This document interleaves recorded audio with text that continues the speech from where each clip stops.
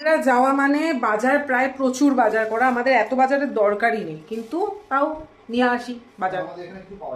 কারণ সেবকে এই জায়গাটা সেরকম কিছু পাওয়া যায় না, আর পাওয়া গেলে অনেকটা দাম বেশি, আর খুব একটা ভ্যারাইটি সবজি। আর আমি সবজি খেতে প্রচণ্ড পছন্দ করি, যদিও ও একটু উল্টো, বাট আমি সবজি খেতে ভীষণ পছন্দ করি।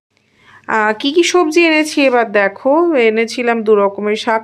আচ্ছা, আরেক রকম শাক আছে, শাকটার নাম বলছি গেনারি শাক।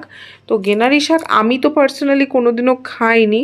আর আমাদের ওইদিকে আদৌ কি সেটা গেনারি নামেই বিক্রি হয় নাকি অন্য কোনো নামে বিক্রি হয় জানি না। ওনারা বললেন যে এটা অনেকটা বেথো শাকের টাইপের নাকি খেতে হয়।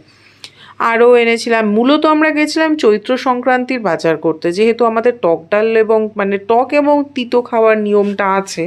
তো সেই জন্য ওইগুলোই মূলত আমরা বাজার করতে গেছিলাম। তো নিম পাতা, তার সাথে উচ্ছে, হ্যাঁ উচ্ছে তো না, করলা, তারপরে আরও যেসব কাঁচা আম, এগুলো সব নিয়ে এসেছিলাম। আরও তার সাথে টুকিটাকি অনেক রকম সবজি নিয়ে এসেছি। তো ধরো শুধু তো ডাল ভাত খাওয়া যায় না, তার সাথে অনেক রকম ভাজা টাজাও তো লাগে। তো সেই কারণের জন্য এত কিছু আর কি বাজার করা।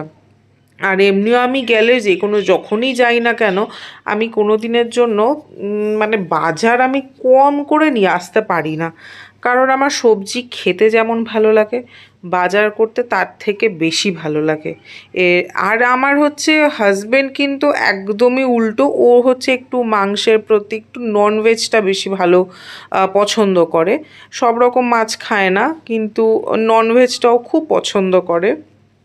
তা আমি আবার একটু ভেজটা বেশি পছন্দ করি। আর এটা দেখো, এটা হচ্ছে ডাল্লে লঙ্কা। ডাল্লে তো আমাদের ওদিকে পাওয়া যায় না, এখন জানি না পাওয়া যায় কি না। তবে ডাল্লে আমি এখানে এসেই কিন্তু পেয়েছি, এখানকারই লঙ্কা। খুব ঝাল হয় সবাই বলে, কিন্তু বিশ্বাস করো আমার কিন্তু খুব একটা আহামরি ঝাল লাগেনি।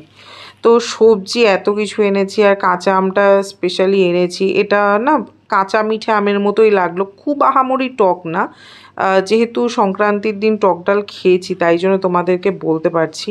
তো এই ছিল আজকের বাজার। কেমন লাগলো অবশ্যই কিন্তু জানিও।